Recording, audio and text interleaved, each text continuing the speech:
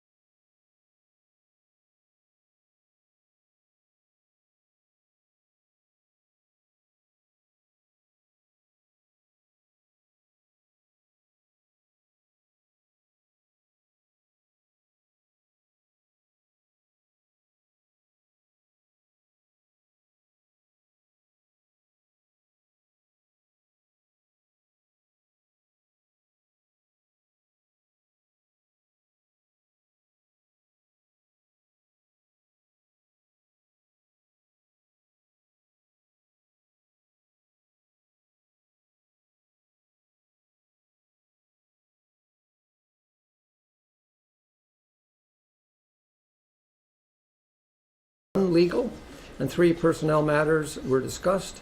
Due to a time-sensitive matter, 1 recommendation was brought forward to a board in the public session, October 24th, 2018. So we're moving on to our school presentations. The first school that we're going to have come forward is Elmont District High School. I'm going to turn this over to our acting superintendent, Bill Oshaw. Welcome, by the way, to the table. Thank you very much.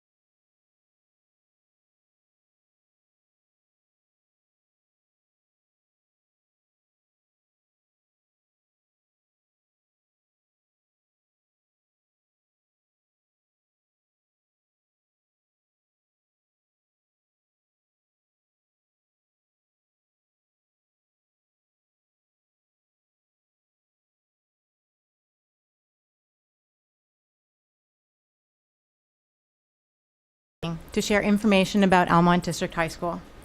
The preparation for tonight has been an opportunity for us to reflect on our data, appreciate our successes, and reflect on our next steps to support student achievement. Elmont District High School was built in 1876. We offer our grades 7 to 12 students a variety of innovative and flexible program options that include French Immersion, Core French, 3 specialist high skills majors, and a variety of e-learning options. Beyond the regular school hours, you will see a buzz of activity surrounding Elmont High School as early as 6:30 a.m. with morning practices, 7 a.m. when our volunteers arrive to make students hot breakfast sandwiches we fondly call Thunder Muffins, and after school when student learning continues with our 3 after school for credit courses.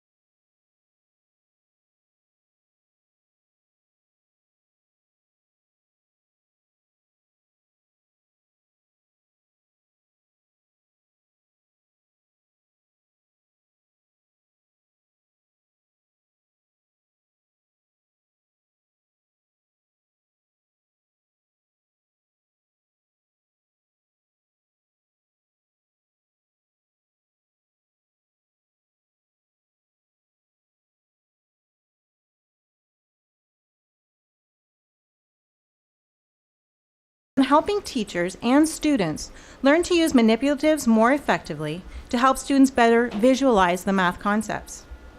We specifically focused on moving students performing at level 2 to level 3 by reviewing their achievement data regularly and looking at student work during our learning team meetings to determine our next teaching moves. We realize that our focus needs to be on both the applied and academic programs to ensure we are consistently moving students and teachers in both program areas forward in their learning. A 1% increase in academic, although moving in the right direction, is not where we would like it to be. An increased number of students in both program areas are now reporting that they like math. Students report that they only sometimes connect math concepts to what they already know and to other subjects. This is apparent when you drill down into the data. In both program areas, students struggled with application and thinking questions. This tells us that we need to be doing more to make connections between the math curriculum and real-world applications. On the OSSLT, we recognize that we generally are demonstrating consistent levels of achievement, with a slight drop over last year. The graphic reading and open response questions are the areas where performance was a challenge. These are the types of readings that require students to be able to read, critically think about, and understand what information is being shared. We need to help students use effective reading strategies, ask more questions while they are reading, and make connections between math and the other subject areas. Our graduation rate sits at 85.5%. We are intentionally focusing on tracking, planning, and personalizing learning programs for students in all grades, but with a more targeted focus on students in grade 10 and 11 to move this graduation closer to the 90% target goal. We are focusing on building greater flexibility in our program options through co-op and cross-curricular planning, as well as e-learning options and banking expectations. If we help students see the relevance in what they are learning in school and the connections to life goals, then our graduation rate will increase.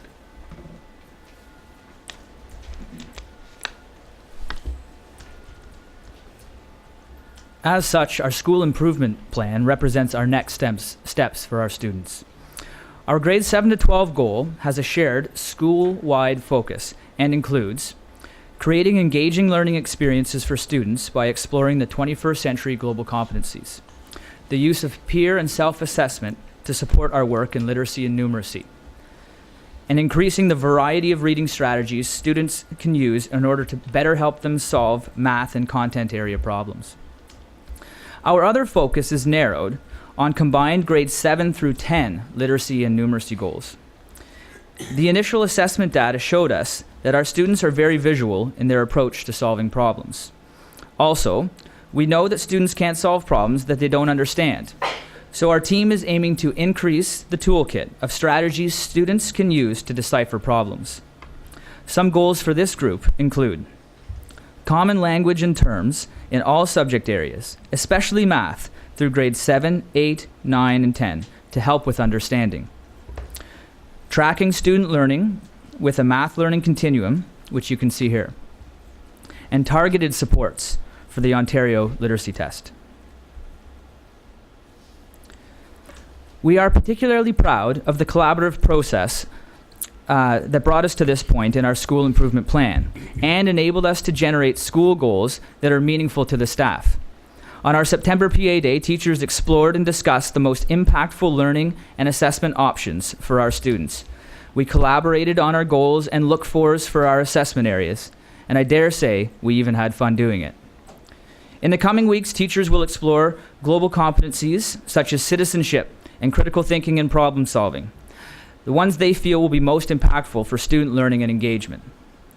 To spread literacy test supports throughout the grades, we have begun implementing literacy practice tasks in grades 7, 8, 9, and 10 with a subject-specific focus. Another effort to broaden supports for literacy and numeracy is the school-wide focus on reading strategies. And as you saw in the previous slide, each classroom will have reading strategies posters to which teachers and students can refer to during learning and if they get stuck. There is growing collaboration between our learning partner and classroom teachers, especially in our math classrooms, where students are exploring new math strategies and teachers are tracking progress for our focus students.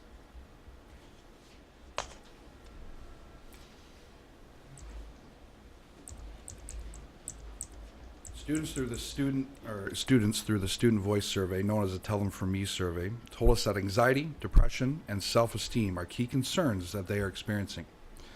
We brought together a team of student representatives from each grade, our guidance teacher, administration, and our school support partner to look at this data more closely and develop next steps. A variety of programs and initiatives are now in place to help students feel more supported and connected at school. Supporting the variety of transitions that students face in their school journey has been a focus. Transition from grades 6 to 7, grades 8 to 9, and grade 12 to post-secondary create stress for students. Students have shared that transition preparation helps to reduce their anxiety and stress. These include more frequent feeder school visits to ADHS school events, whole school open house activities, connection between grades, and more post-secondary option exploration opportunities. This also includes access to guidance teachers. Students have commented specifically that there's now always someone available when they enter the guidance and student success area. Students also shared that they needed more positive and fun connections during the school day. We currently have in place lunchtime intramurals, weekly yoga, exam stress reduction supports, more spirit days, student assemblies, as well as extracurricular clubs like robotics and games. We also offer leadership opportunities throughout the school through Student Council, Lincoln Web groups, and the recreational leadership class. An interesting impact on student well-being occurred when we created unique spaces in underused areas for students to connect positively. The top photo shows a space that was revitalized by adding a few pieces of welcoming furniture. Students have immediately entered this area of the school and have added a vibrant and exciting buzz to this space. Our community partnerships are invaluable and continue to grow. In addition to the connections with our local OPP Community Resource Officer, community mental health supports, and our health unit, we also have built connections with Big Brothers, Big Sisters, and the Mississippi Mills Youth Center and Lanark County Community Justice. When students feel supported by the school and community and know where to go when they need help, their feeling of well-being at school will improve, and it will result in improved credit attainment.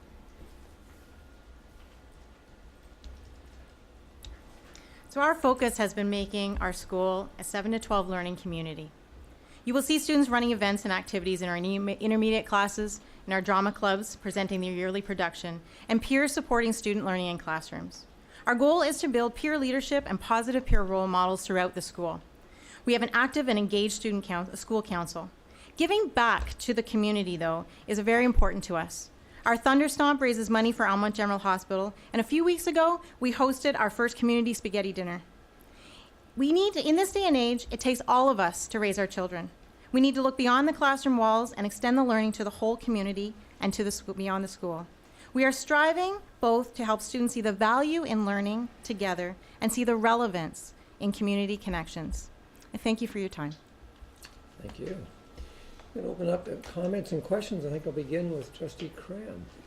Thank you, Chair. I'm very proud of this school. It's been in existence for 142 years. It's very blessed with a strong admin team, both past and present.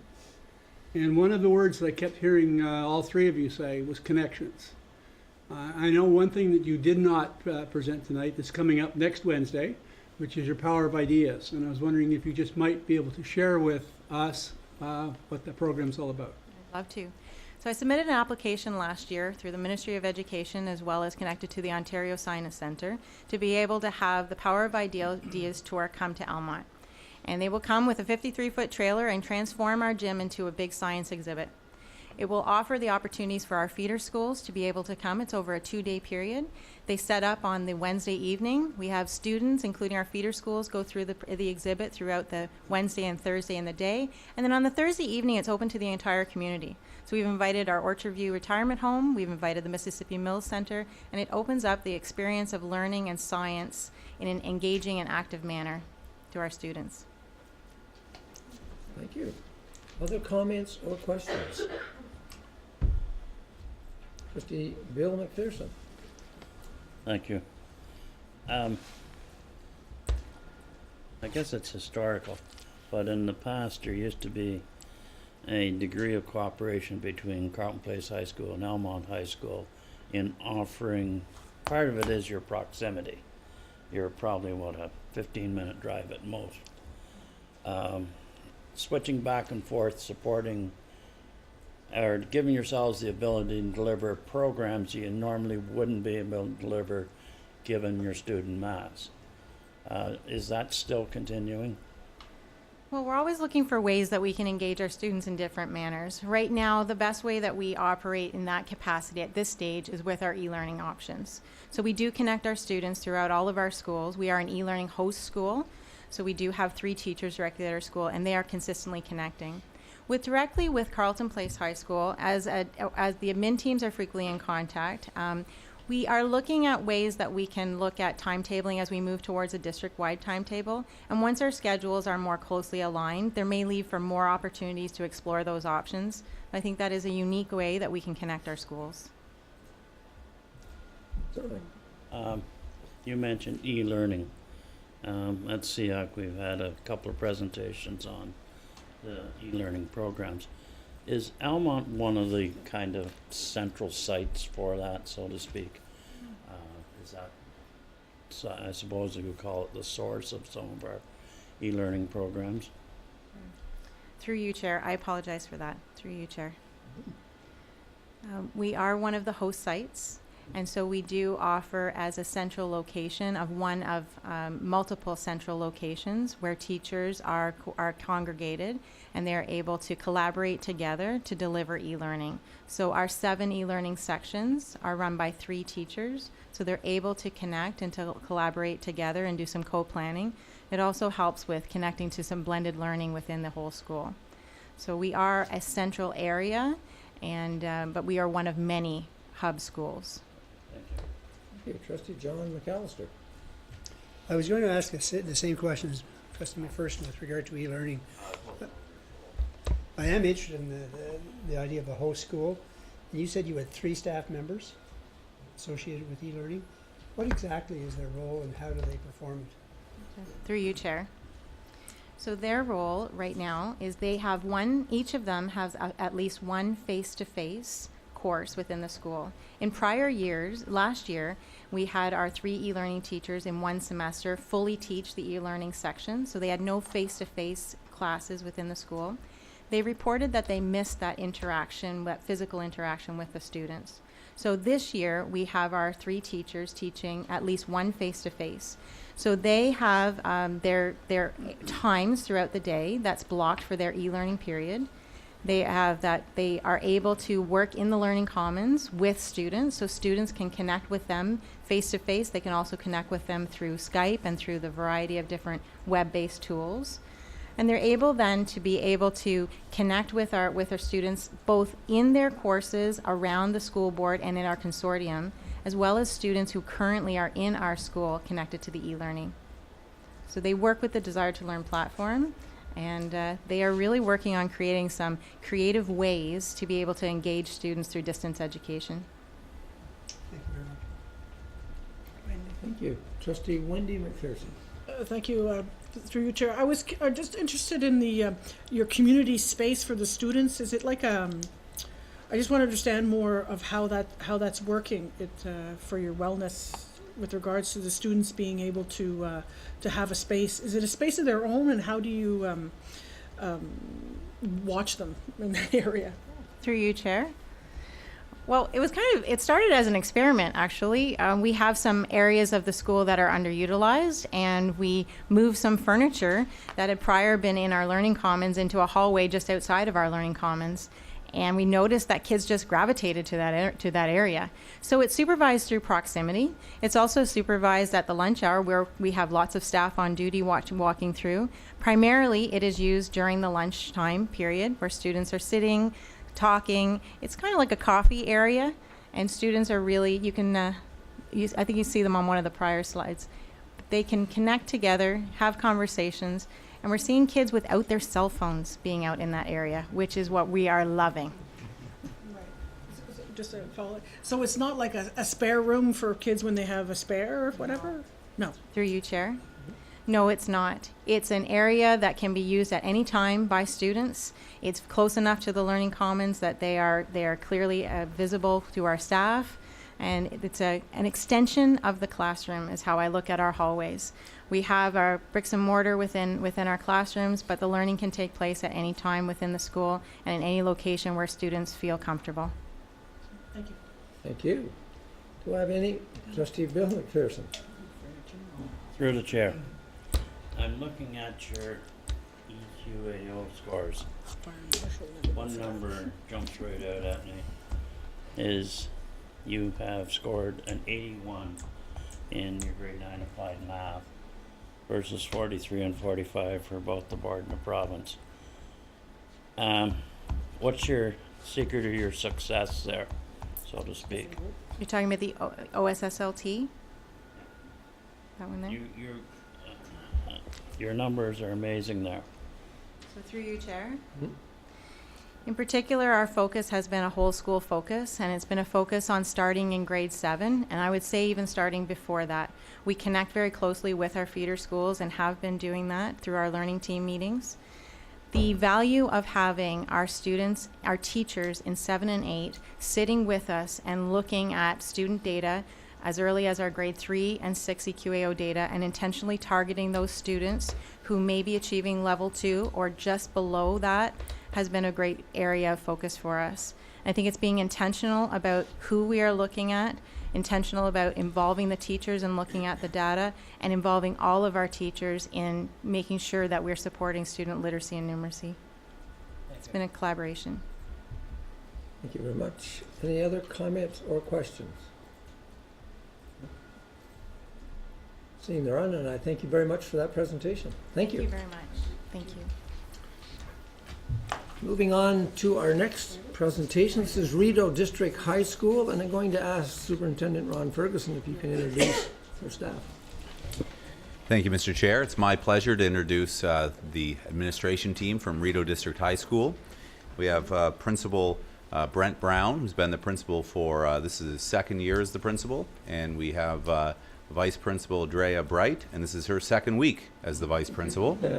So we thought we'd give her the opportunity to come and present to the board at the end of her 2 weeks. Although Mr. Brown is only his second year as principal, is a bit of a homecoming when he returned to the school. He's a former vice principal at the school, and when I go on my visits to the school, I have to always build in a little extra time when we walk around, because it takes quite a while to go through the school with Mr. Brown. Everyone wants to stop and talk to him about football practice. He's the football coach, and about what's going on in their classes and what's going on at home and in their families and in the community. You get the sense when you're at Rideau that it really, truly is a family, like many of our rural schools. And so at this point, I'd like to ask the admin team to come up and present on the Rideau District High School family.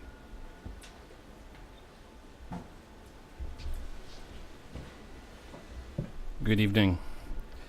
One of the reasons why it takes so long for Superintendent Ferguson to walk around is he usually runs into our head custodian, Mr. Gary Kenny, who is a tremendous character. So, sorry. Rideau District High School is located in the village of Elgin. We have a very large catchment that includes not only the village of Elgin, but extends south to the villages of Sealy's Bay and Lyndhurst, east beyond the village of Delta, north past the village of Portland, and west to the village of Westport. We currently have 261 students enrolled in grades 9 through 12, and 129 students enrolled in grades 7 through 8 for a total population of 390. The school was established in 1960 and is currently beginning the planning for its 60th reunion celebration to be held in May of 2020. Rideau is a small school, and we celebrate and embrace our smallness. Our school team has worked diligently to provide as comprehensive a program as possible for our students. We are able to offer regular and French immersion programming from grades 7 through 12. We have a pathway for all students, as evidenced not only by our academic classes, but also through our vibrant technological studies programs, as well as our 4 specialist high skills majors. We have extensive extracurricular opportunities as well. We have strong athletics programs, including recent trips to OFSA and senior girls basketball, cross country, and track and field. Working together with the staff of TR Leger and utilizing their continuing education programs, we are also able to offer arts programs after school in the areas of drama and band. I'm especially looking forward to this year's musical production of Mamma Mia, which is going to be held in the spring. We also offer many opportunities for clubs, whether that's Best Buddies, the Gaming Club, or Art Club, and a working greenhouse. Rideau is also a community hub. We have partnerships with the North Leeds Youth Council, Country Roads Medical Center, and we are blessed to have a nurse practitioner who attends the school 2 days per week to provide health services to both students and staff. We have community programs such as a walking program, the Wildcats basketball program, and community soccer. On the OSSLT, Rideau has typically been very consistent in their scores. In the 4-year period from 2013 to 2016, our scores ranged from 73% to 78% successful. In the year 2017-2018, you'll notice that our scores took a dip to 51%. There are many factors which led to this, including a number of students who were away from the test due to previous commitments and could not write on the scheduled day. And furthermore, a significant number of our students had scores which came in just under the passing threshold. And as our cohorts are quite small on an annual basis, having this many students who would typically have passed miss the mark can have a dramatic impact on our overall results. However, with the help of the UCDSB system staff and a committed literacy team at the school level, we are working on a plan which will see our scores return to or exceed their normal levels this spring. But I'm very proud to share with you the work of our math team, especially at the applied level. On the academic EQAO test, our students typically score very favorably with the provincial averages. Over the past 5 years, we've had 3 scores in the 90s, reaching 97% in 2016-2017. I'm also proud to report that our applied scores are usually well above the provincial average, including this past year when our school scored 81%, which was a full 36% higher than provincial average. The school's graduation rate has had a degree of variance over the past few years. It has seen a low of 79% in 2014-2015 to as high as 93% in 2015-2016. And we were working closely with our team and student success to make some changes to improve our consistency and see an increase to our target of 90%. For the 2018-2019 school year, I'm pleased to report only have 4 students on our cohort list that is in danger of not graduating for the 4th year. Of those students, 2 have significant special needs and will graduate. I have 1 on track to graduate in their 5th year, and 1 is on the pathway to receive their OSSC, their Ontario Secondary School Certificate of Achievement. The 2018 testing cycle, if we're taking a look at our SIPSA for literacy, saw a dip in the school's performance on the OSSLT. We discovered that our students lagged behind the provincial standard in the areas of topic development and providing sufficient supporting details in their written answers. Our SIPSA literacy work will be focused on seeing a 15% increase on the achievement in the 2019 session of the test. Based on our cohort data, this would be an additional 10 students achieving at or above the provincial standard on the OSSLT. And to this end, our team will be focusing on using learning goals and co-constructed success criteria to increase student achievement.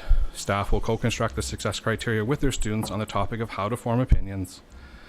The work of identified focus students will then be tracked and assessed based on the established criteria to determine if improvement is occurring.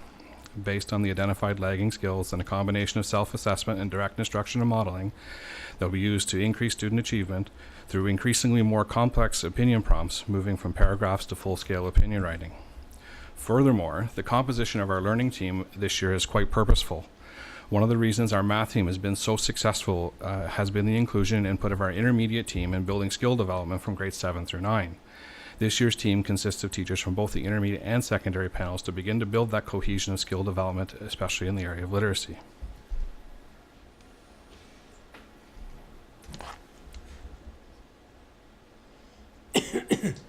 As mentioned, we're very proud to report that in the 2017-28 reporting session, 81% of our academic students and 81% of our applied students and 83% of our academic students did achieve the provincial standard.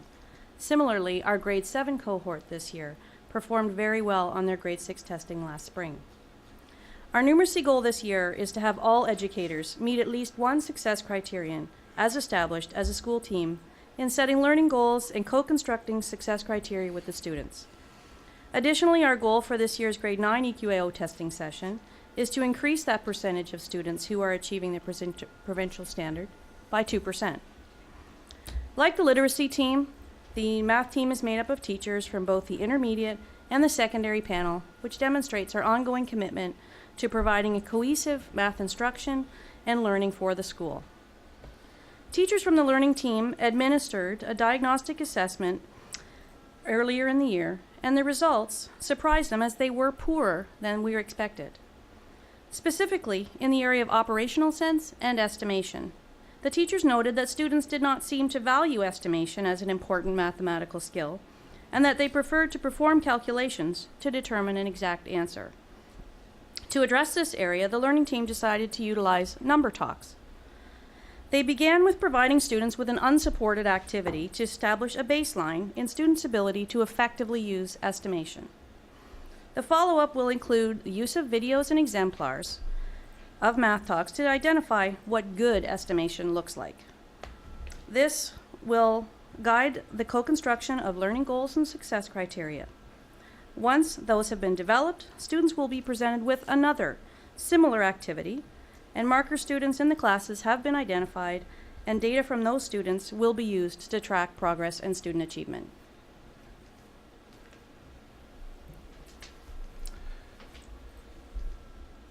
While our qualitative data suggests that our students enjoy our school, the student data from our student voice survey indicates that our students are experiencing higher levels of anxiety and depression than the Canadian average. Furthermore, the student sense of belonging seems to have trended downward over the same period. Our overall goal this year on our wellness SIPSA is to demonstrate an increased sense of belonging and decreased sense of anxiety and depression as measured by the student voice survey to bring the school more in line with Canadian norms. And to achieve our goals, we're going to leverage our school-based guidance and wellness staff and our student leaders from the student voice group to deliver school-based and classroom stress coping practices and programs such as our random act of kindness program, stress relief and study tips, spirit weeks, good news assemblies, and motivational speakers. Recently, we've had speakers including an escape artist by the name of Scott Hamilton, who spoke to us about perseverance. Country music artist by the name of Ryan Laird, who spoke to us about perseverance and bullying, and a Juno-nominated folk artist by the name of Peter Katz, who spoke to us about reaching up through perseverance to achieve their goals. We're also planning on having an increase in visibility of our guidance staff, our student support partner, our student and our student wellness leaders within the school, as well as some staff-led wellness-based initiatives such as our greenhouse club, yoga for students at lunchtime, and other similar activities. Student-led activities such as outreach and charity work is also taking place. As well, I'm very pleased to talk about how our students have collaborated with our guidance staff and our Learning Commons informationists to establish a school wellness zone within our school Learning Commons. Resources were identified and chosen by our student leaders in the school and are readily accessible at any time. At the beginning of the 2017-2018 school year, Rideau DHS only had 2 active specialist high skills majors program, which were in the areas of health and wellness and construction. And at that time, the school also had one of the smallest schism footprints in the entire school board. Rito, with the help of the UCDSB program staff and from the student success team, along with some hard work by our rural guidance teacher and the current and prospective specialist high skills majors leads, wrote applications for and were approved by the Ministry of Education for 2 new SHISM programs, one in the area of the environment and one in arts and culture. And I believe that those opportunities provided by our specialist high skills major programs are essential to student and school success. They provide our students with opportunities that they would not otherwise have been afforded in a rural community and can help to ensure that as many students as possible graduate from Rito. Rito is happy to report that we now have 54 students enrolled in our 4 SHISM programs, which represents 40% of our grade 11 and 12 cohort. I would like to take this opportunity as well to thank the board and Director Sliwa, as these applications and subsequent approvals would not have been possible without the support of the Rural Guidance Program. And thank you. Sorry. Very much. My throat's Open it up drying to out there at comments the and end. questions. I think we'll start with Trustee Richards. Thank you for the presentation. Rito is a great little high school. I love the greenhouse there. I remember when my first time I ever went there was for a grade 8 orientation. I remember walking through and there was this greenhouse in the middle of the school. I just thought it was amazing. Anyways, I really like, when I go to the graduations there, I'm always impressed with the number of community bursaries that you have there and the support that you have from the community, all the way from Sealy's Bay to Portland. They all come together, and I'm just amazed at the community support. And I know that in the evenings your school is used a lot by the community. Thank you. Thank you. Other comments or questions? Trustee McAllister. Brent, I wonder if you could comment a little further on number 9, your school wellness zone. What is that exactly? So through you, Chair. So our school wellness zone is actually, I'm not sure if you can see it there. It's an area of the school where our student leaders were able to identify some resources that they thought were important to helping students who are either battling depression or anxiety or any other type of mental health concern. And the students selected a number of books and things like that we made a priority through our school budget and things like that to provide for the students, and that is located in the Learning Commons, and they can access that at any time at the school. Thank you. Thank you. Trustee Kirkner. Through you, Chair. Thank you for your presentation, and I'm just curious about what kind of charity work that the students are doing for the community.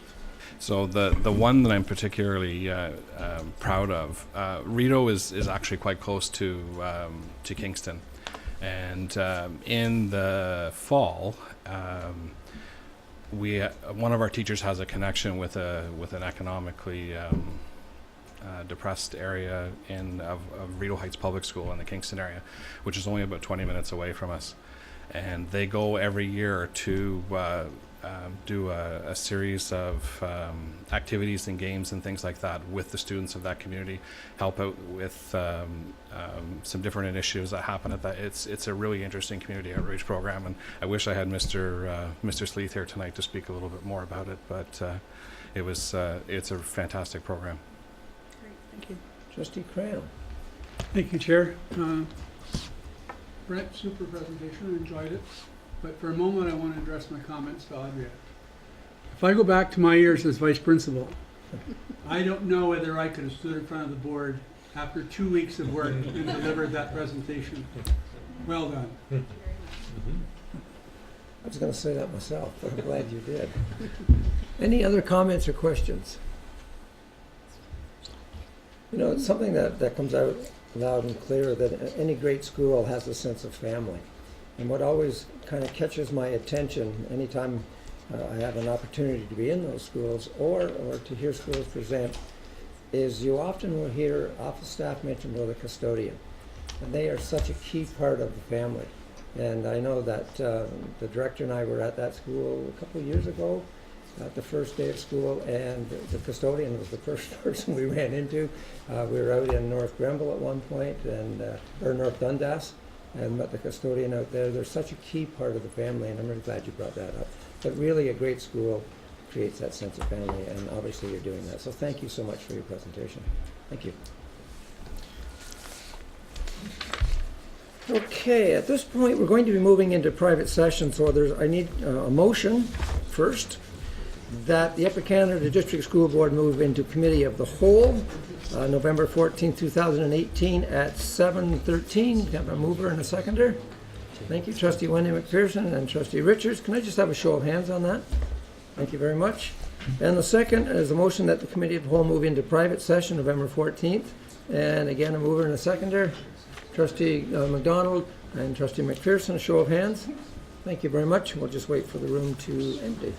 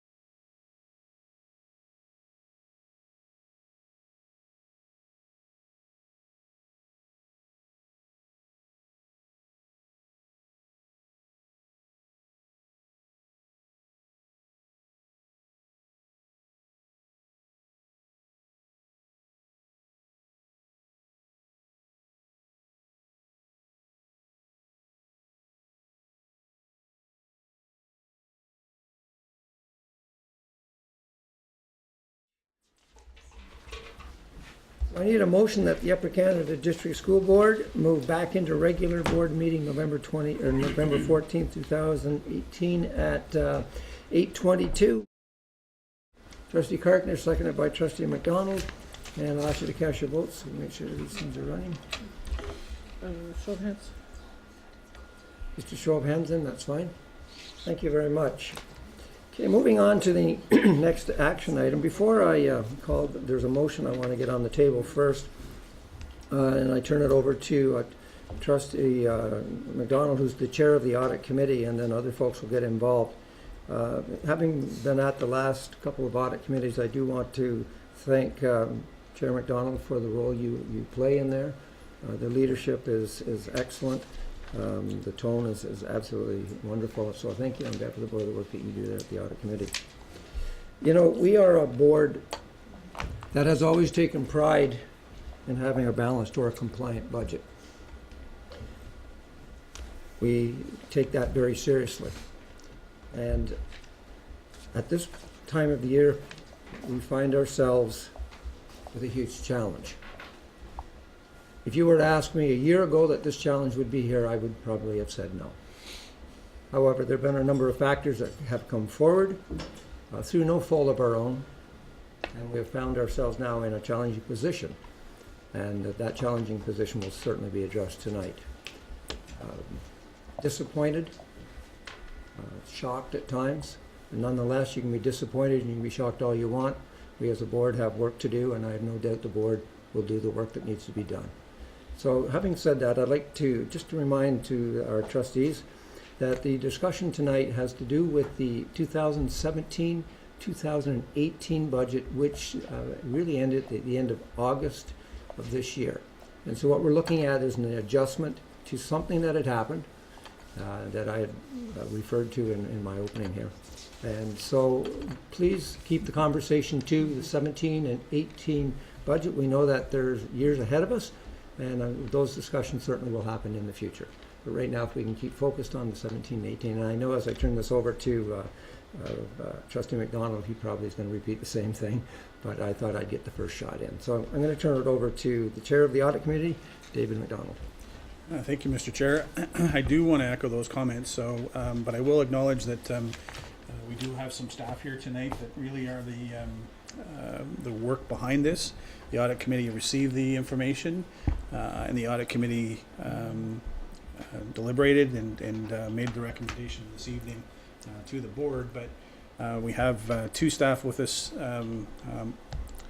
Diana Kingston and Michael Law, who are here to represent the finance department and the work that's done. Always front and center when it comes to our budget preparation work, but also when it comes to our financial statements. We do also have our senior business consultant here with us this evening, Roger Richard, who's going to join us at the table, and certainly instrumental in helping us prepare for these financial statements as well, coming into the end of the year in August 2018. I do want to acknowledge the presence of Andrew Newman, who is our lead auditor with KPMG. Mr. Newman was at our meeting on Monday and certainly joining us here this evening as well to help us with this and show his support physically, I guess, more so than just his signature on the financial statements. So going back to your earlier comment, Mr. Chair, these are financial statements for the year ending August 31st. So what are financial statements? Those are, how did we do? How did we do over the course of the year? We said we were going to do certain things, and where did we end up? In any given year, it is always a moving scale. We always have a lot of adjustments that are required through the course of the operation of our board. But one of those things that happen from time to time is that the pennies all add up. And that's the thing that we need to focus on, and the pennies did add up.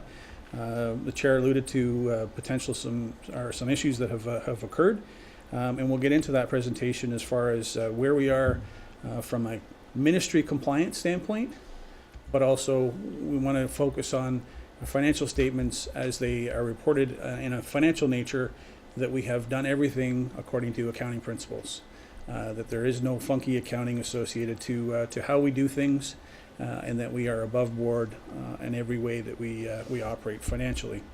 From a compliance standpoint, I will let Mr. Richard go through a presentation, but I will say that the Audit Committee was very pleased with the report that we received both from KPMG as the audited financial statements and also from staff indicating on how we ended the year. And I think that's the important thing that we need to focus on is this is a snapshot of what we did in 2017, 2018 in that school year. So the end of the year is what we are looking at and focusing on. We should be proud of the work that we do as a Board of Trustees. It requires a lot of dedication and a lot of resources to be able to support 25,000+ kids and provide the education system that they have. So kudos to every person that contributes to that, and kudos to every person that allows us to have such clean financial statements that are prepared this evening for us. So I'll now ask Mr. Richard if he can come up and help us with that presentation from a ministry standpoint on compliance. And just before, Mr. Richard, before you make your presentation, I want to put the motion on the floor. Okay, yeah, sorry. So we have a motion that the Upper Canada District School Board approve the 2017-18 audited financial statements as presented November 14, 2018. Can I have a mover? Moved by Trustee McDonald, seconded by Trustee McAllister. I'll turn this over to you. Thank you very much, Mr. Chair. It's a pleasure to be here this evening. Before I get started, I guess I should just review. As trustees are probably no doubt aware, after the budget approval process is completed in June each year, the board receives financial forecasts throughout the year. You would know them as financial forecast number 1, number 2, and number 3, and you would normally receive these in January, March, and June respectively of each budget year. The regular reporting process culminates this evening with the presentation of the financial statements for your approval as the board. The Audit Committee, I think has been pointed out by the chair of the Audit Committee so aptly, at their regular meeting held this past Monday, they reviewed in detail the 17-18 draft financial statements, and the committee's recommending board approval this evening in accordance with the Education Act and regulations. And they do so based on Ontario Regulation 361/10, which is the responsibilities and duties of audit committees. And one of the main duties is to go over in detail the financial statements and make that recommendation for approval to the board. So the presentation this evening is a brief summarized review of the 17-18 financial statement results for the board. I'd like to begin the presentation, Mr. Chair, tonight by briefly outlining how the review and approval of the financial statements supports the board's strategic plan, because of course everything you do does go back to that strategic plan. So this first slide was taken right out of the board's official strategic planning document and highlights the 4 critical success factors of the plan. And if we zero in on number 2, you'll see careful management of resources there. Resources. To create an engaging learning environment, support student achievement, and sustain public confidence. We must carefully manage our resources. So how does the budgeting and reporting processes support this critical success factor? As you can see on the slide, firstly, the budget process allows the board to set priorities for the allocation of fiscal resources, which are consistent with the board's mission, vision, and values, and are in compliance with the Ministry of Education's mandates, regulations, and guidelines. And then finally, financial reporting, which of course includes the approval of the annual financial statements, provides transparency and accountability to the public with regard to the board's allocation of resources, which began with the budget process that you approved last year. All of this reporting is supported by the work of the Regional Internal Audit Office and the external auditors, as mentioned by the chair of the Audit Committee. And in fact, as you know, the managing partner for the external auditors, that is KPMG, is here this evening in support of this reporting process. The next slide, Mr. Chair, points out the business cycle for the board. You'll see here it gives a picture of where you are in the regular business cycle. The budget and corresponding financial statement cycle actually spans 3 budget or fiscal years. At the moment, you're actually in the 2018-19 fiscal or school year, which was represented by the blue boxes at the top of the timeline there. And if you start on the left, you'll see there that it starts with the approval of the budget in any given year, And then the next 4 boxes talk about the various forecasts, number 1, number 2, number 3, and then the short report of the 7-month, which is done in May. And then culminates in the fall with the financial statements. And I think it's been pointed out before long, the board will be embarking upon the beginning of the 1920 fiscal year budget deliberations, which is represented by the green box on the bottom right. But clearly, the focus of tonight's report is on the 17-18 fiscal year and the presentation of the financial statements tonight, which is represented by the orange box on the bottom left. You'll see there with the circle of November date circled, and that is where we are tonight. These financial statements actually are reporting on the budget the board approved in June of 2017 for the 17-18 school year. So, Mr. Chair, this is probably one of the most important slides, and it's going to show the impact of the main contributors. When the board started back and approved the budget some time ago, it was forecasted that the in-year change in the surplus deficit would actually be a surplus of $4.7 million. In the end, the results show a deficit of approximately $900,000. You can see that on the top line in the middle there, the $900,000 deficit, which represents a decrease of $5.6 million from the original budget. So we can look at some of the contributing factors that led to this significant change from the original budget. Firstly, you'll see the first line, the Grant for Student Needs, or GSN as we refer to, in-year funding related to enrollment specifically was up $1.2 million. And this was mainly due to elementary enrollment being up almost 275 students over forecasted, secondary enrollment up a modest 13 students, and then actually adult students being down approximately 158 students. It should be noted, though, Mr. Chair, that the grant per pupil for adults is much less than the grant per pupil for a regular day student. So that impact of the negative enrollment on the adults was much less than the actual increase because of the student enrollment for day enrollment. GSN in-year funding related to non-enrollment was up $600,000, as you can see there. And examples, probably the best example in this category was increased grants for French as a second language and grants for English as a second language. Now, Mr. Chair, you can see in the next line, these additional revenues were offset by corresponding higher costs for instructional salaries and benefits. That is about $1.6 million there. And these are for the corresponding costs that come into play when you have all these additional students, of course. Then you hire more teachers, more EAs and whatnot. So there is a corresponding negative in terms of the expenses that go into the budget. Other GSN-related revenue was up approximately $2.3 million. This was a result of transfers from deferred revenue to revenue that were not originally budgeted. Many of the current accountability and compliance mechanisms of the grant regulations and other regulations require boards to set aside unspent grant allocations until they're spent on their intended purpose. It is then transferred into revenue to offset expenses as they occur. This increased revenue would have offset existing planned spending and therefore added a net positive impact to the budget. The next line, Mr. Chair, the next line shows clearly administration and pupil accommodation represented as savings and expenses of approximately $700,000.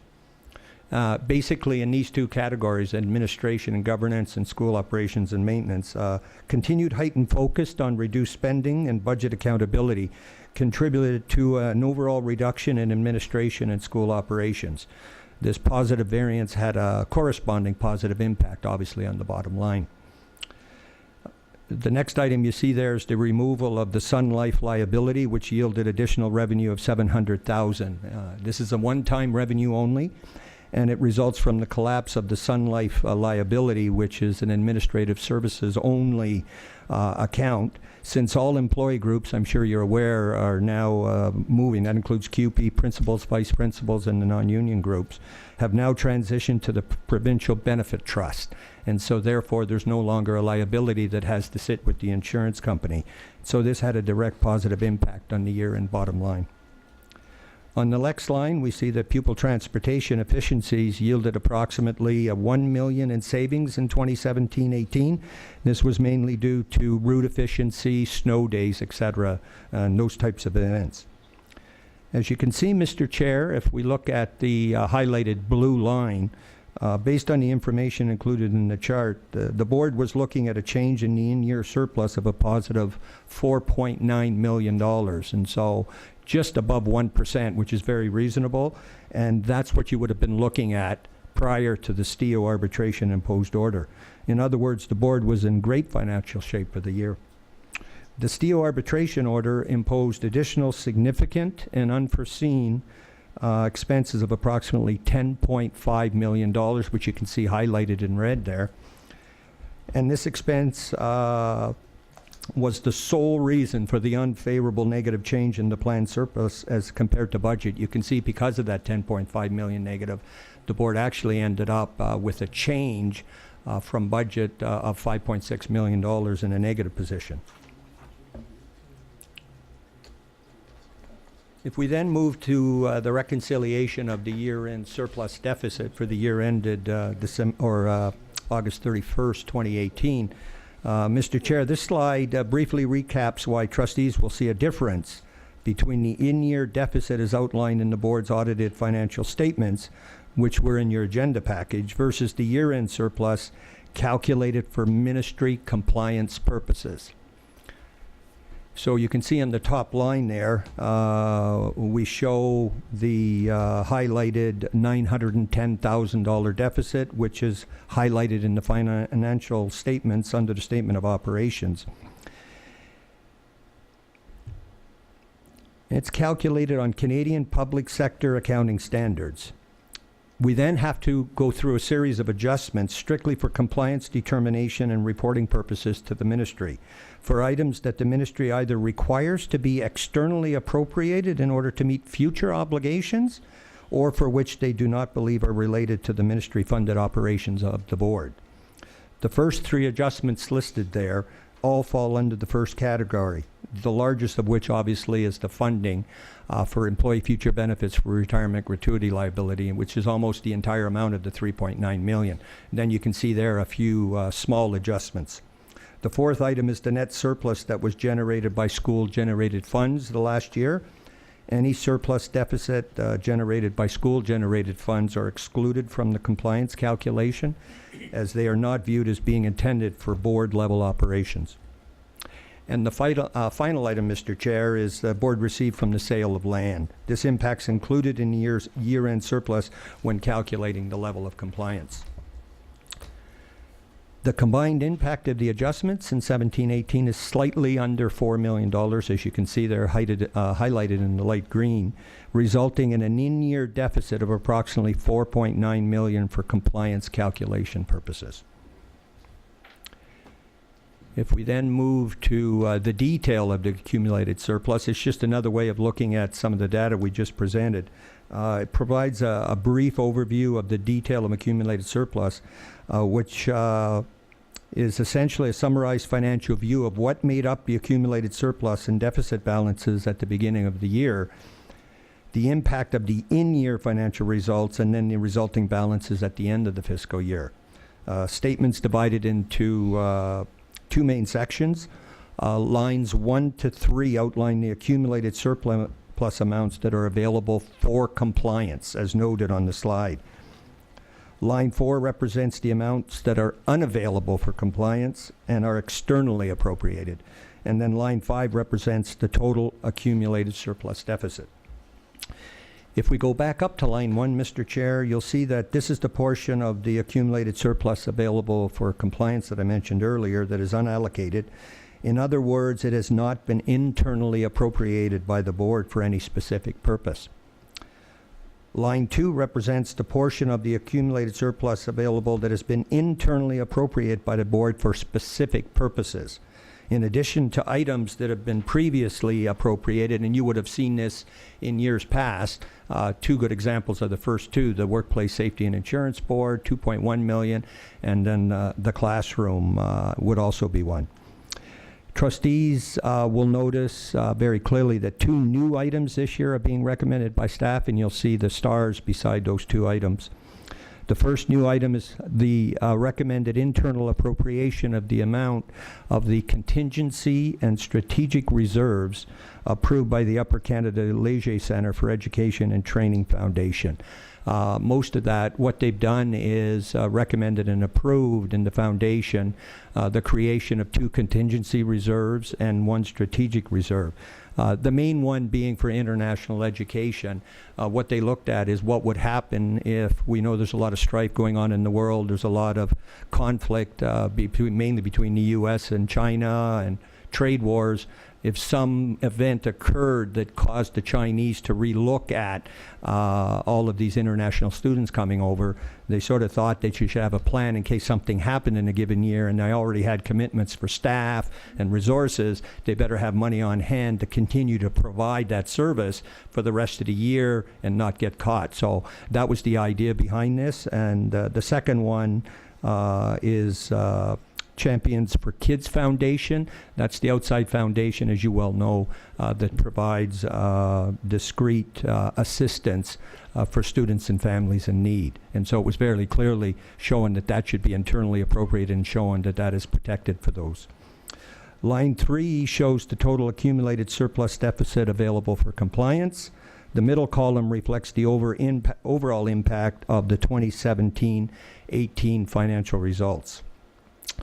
Mr. Chair, you'll note that the in-year deficit for compliance is $4.8 million, as we indicated on an earlier slide, which is the operating results figure by which the board is measured by the Ministry of Education. So they will be looking at the negative 4.8 for compliance, and I'll be showing the compliance screen in a few moments. Line 4 represents the portion of the accumulated surplus that is unavailable for compliance.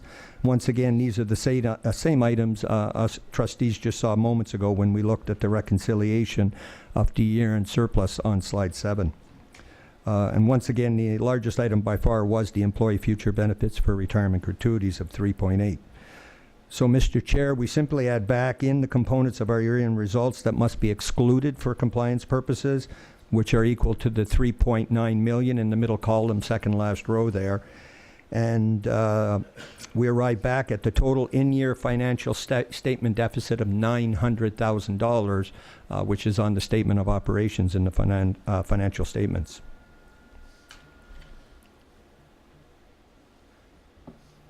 Mr. Chair, slide 9 simply shows the changing level of the year-end surplus deficit at each of the reporting periods throughout the year. You'll see the first number on the top left of the line, the blue line. That's when you would have approved your budget, and that's what you would have been looking for in your surplus deficit, clearly for compliance purposes. And then we move on to number 1, 2, and 3, and you'll see there, based on finance team's analysis of what was going on and changes in revenues and expenditures, you can see some modest changes as we move out through the year. And then obviously suddenly at the end of the year, this precipitous drop into a $4.8 million deficit directly as a result of the STAO imposed arbitration. If we now look at compliance, and so this is the compliance financial status of the board in accordance with the Education Act and the regulations. For compliance purposes, the board had an operating deficit of $4.8 million, as we've highlighted a few times. Compliance threshold for the board is a deficit of $3.2 million. So important to note that the ministry would not have had a lot of concern if you were within that 3.2 or less in terms of, you could argue that the 1% is arbitrary, but it's in the Act and regs, and we have to accede to that. Since the deficit exceeds the threshold deficit allowed, the board is not compliant. Because it is at the end of the year, the board does not have to do anything at this point in time. And I think as the directors pointed out, they're not going to be knocking on the board's door at this point. I think it's important to note, secondly, that there is another compliance issue that the board looks at each year, and that's administration and governance. the envelope, and what the criteria there are is that the board is not to expend above and beyond the amount of money they receive for administration and governance. And glad to say this evening that the board is definitely compliant. So the expenditure envelope that was allocated to the board was underspent by some $200,000. Mr. Chair, this concludes the short summary on the 17-18 draft financial statements. And with your indulgence, it would maybe be appropriate at this time to ask the managing partner from KPMG to come and give the board its audit opinion and any comments he would like to make. Certainly.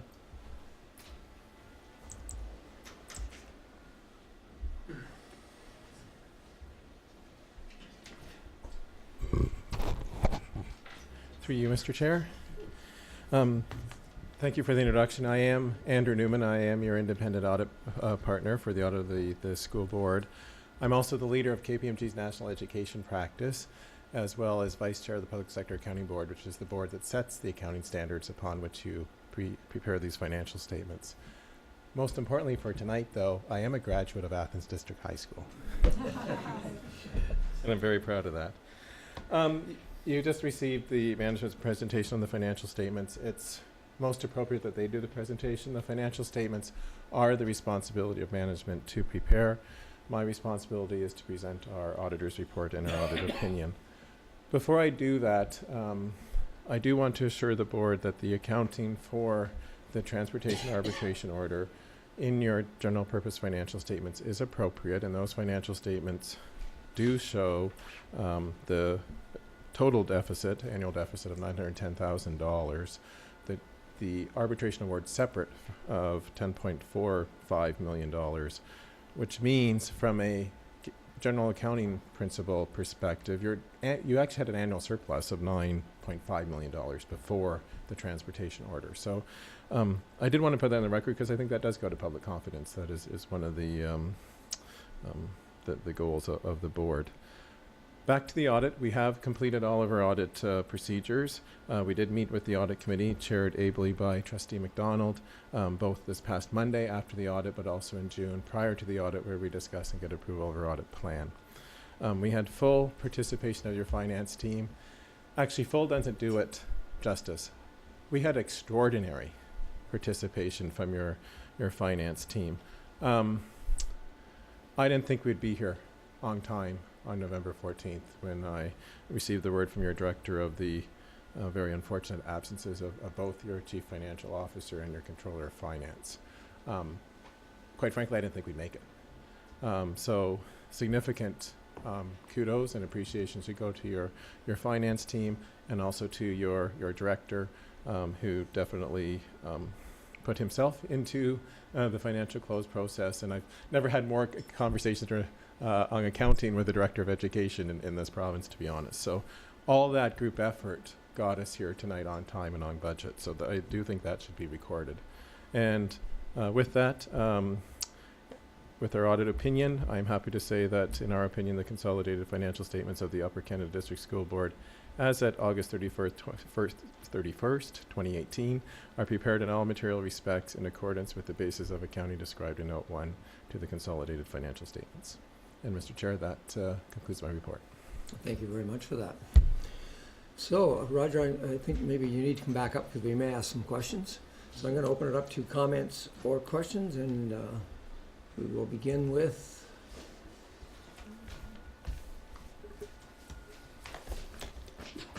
I have no comments or questions. I think people are in shock. I think most people are, yes, in shock for sure.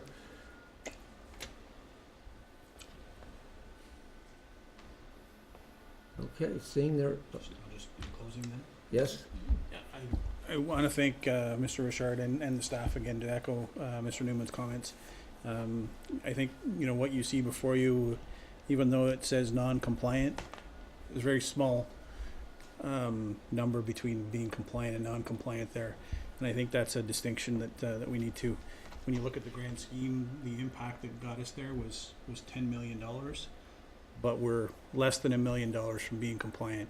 I think that speaks to the management of the board itself, and the work that we've done over the course of the number of years to get us to this point. So I think 2017, 18 is in the books now, but I think we had good practices in place that allowed us to be where we were as a result of a major shift of $10 million. So kudos to the entire team for that. Thank you very much for that. And just before we do take the vote, I certainly want to echo that and the pride that we all have in our financial team. The work that you do is beyond anything we can expect, and you always come through every single time. This time even more challenging than before. Thank you so much on behalf of all of us, what you do. It's so important. Through you, Chair. Yes, Trustee Swan. Revenues recognized for land, is that including land we have for sale that we're kind of put on hold waiting for approval for the ministry? Because we have quite a few lands that could make the difference of that $1 million if we add them all up. Mr. Chair, through you, in answer to the trustee, no, that does not include any of the properties that you're anticipating perhaps going on the market in the future. That was simply a small sale in respect of 17-18, just the land portion of a sale, very small amount, and it's taken out for compliance purposes. Thank you. And I think, Trustee Swan, we're looking at, again, 2017, 2018, that ended the end of August. The other schools that we have now certainly will be reflected as we move forward, but not right now. No, I understand that, and through you, Chair, but I just want to say, because we had approved the sale of these lands, and we haven't heard if we can sell them yet. So that's the point I wanted to bring up. Thank you. Thank you. Okay, we have a motion on the floor. The motion is that the Upper Canada District School Board approve the 2017-18 audited financial statements as presented November 14th, 2018. Moved by Trustee McDonald, seconded by Trustee McAllister. Can I ask you to cast your votes, please?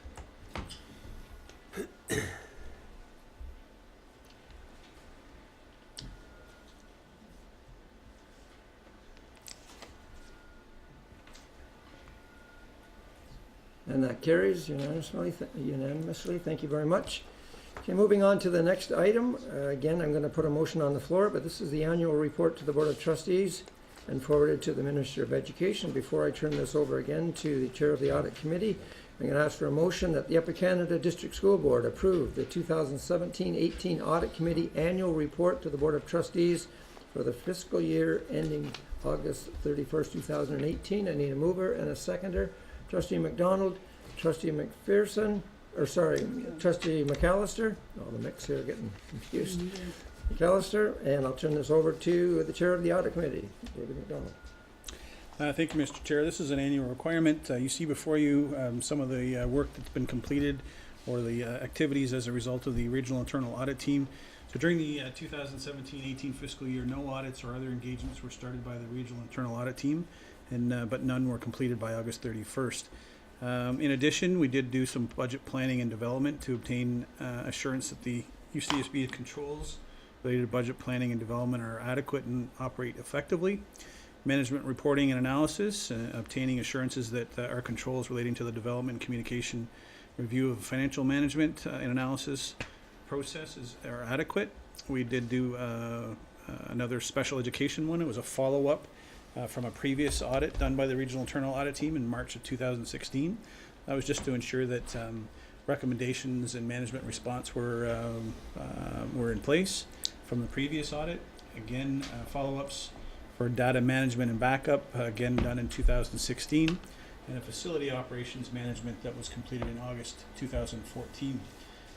There are no, as it stands right now, from an internal audit plan.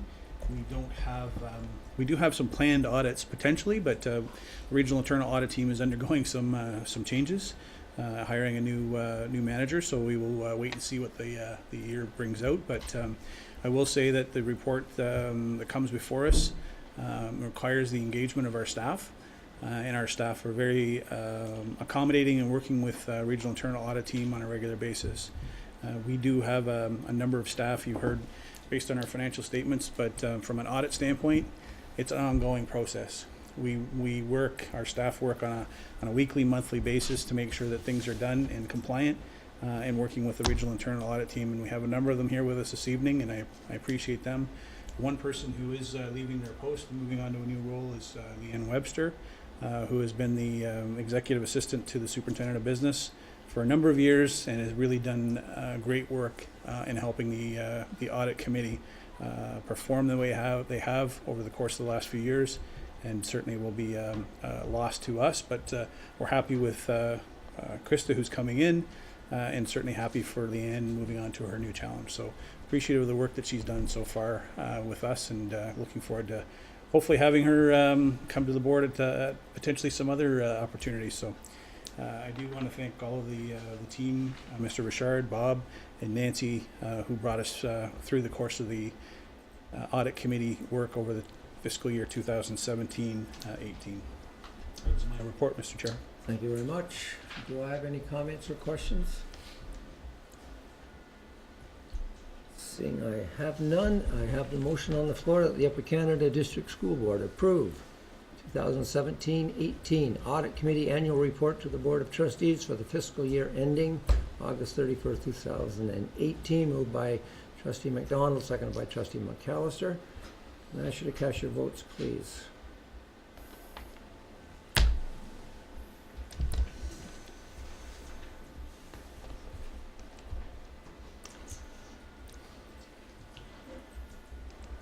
And that carries. Thank you very much. And again, a thank you to all of the trustees that were sitting on that committee and the work that they do on behalf of all of us at the board.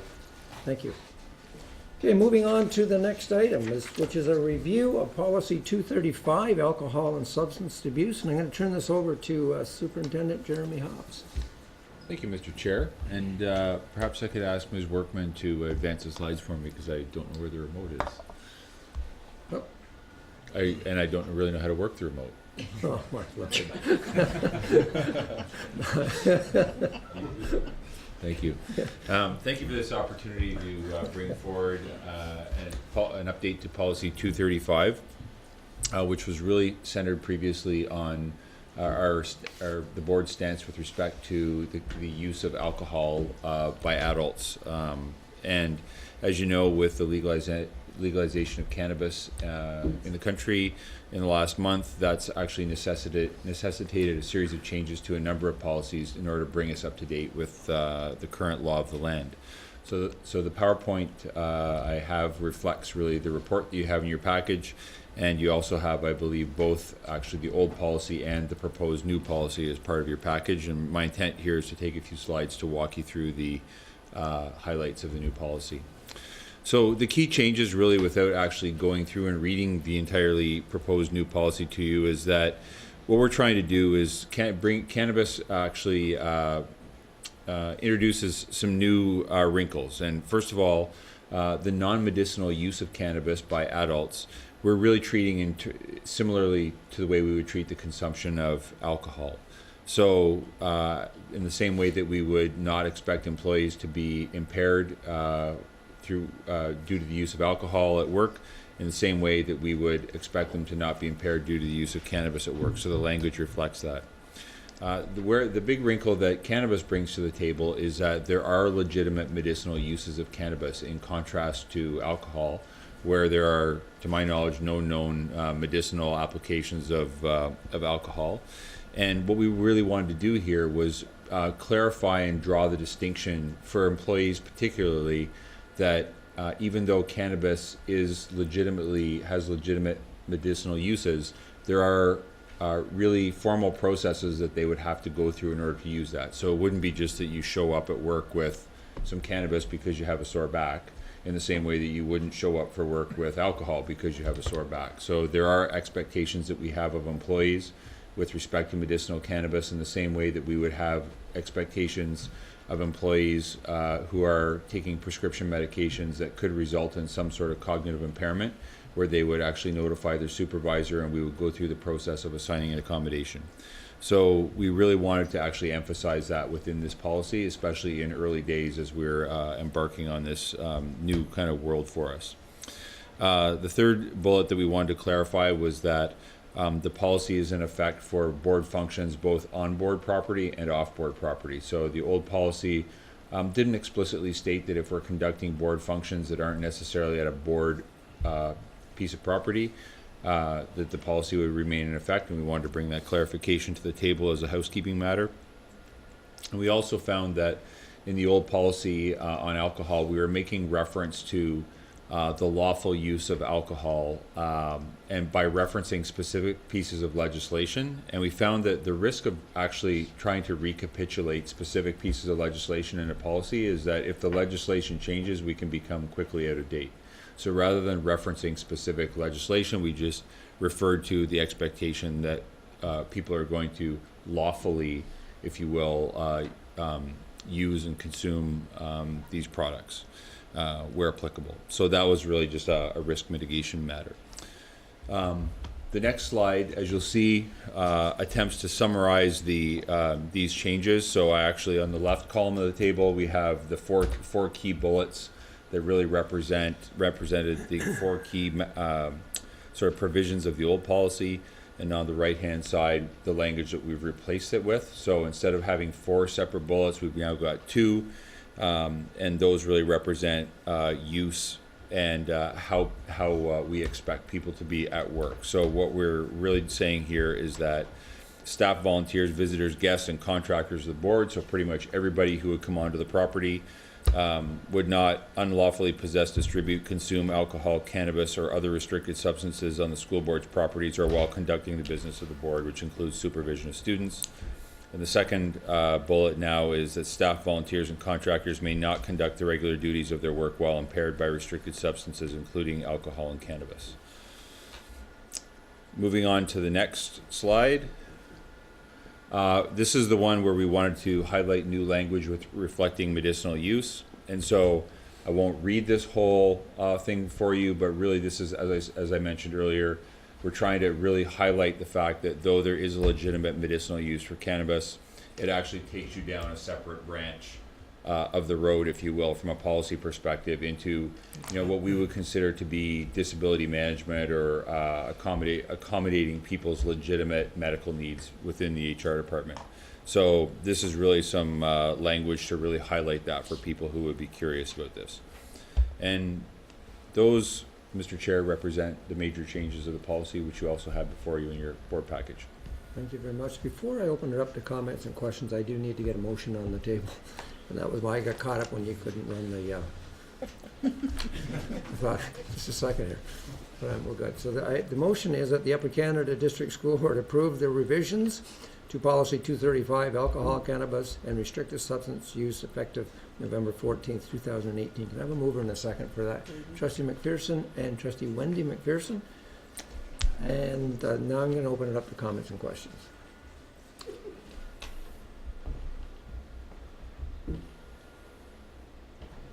I do believe we have no comments or questions. Seeing we have no comments. For you, Chair, I have a question. Yeah, go ahead, Trustee Swan. Okay, when we go into the slide 2 going into slide 1 going into slide 2 about board sanctioned or related events and community use, then we mention about we follow the smoke-free policy, which I think we've updated recently. Maybe I guess it's a question. Is our smoke-free policy, I couldn't find it that we're relating it because municipalities still haven't taken a stance on cannabis use and where it's acceptable. So how are we going to be in compliance with different municipalities within our huge school board? Okay, Director. Mr. Chair, through you, the policy is 441 for the board's reference. And the trustee's correct, that was brought recently to the board on the 24th of October.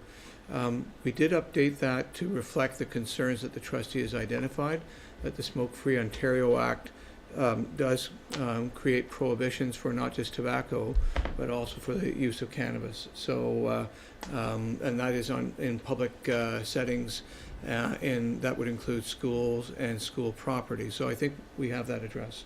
Okay. Okay, Trustee Swan? Okay. Thank you very much for that. So I'd ask you to cast your votes, please. Thanks for cutting me off. No problem. Oh, cutting you. Sorry, I thought you were finished. Sorry. Okay, call the vote.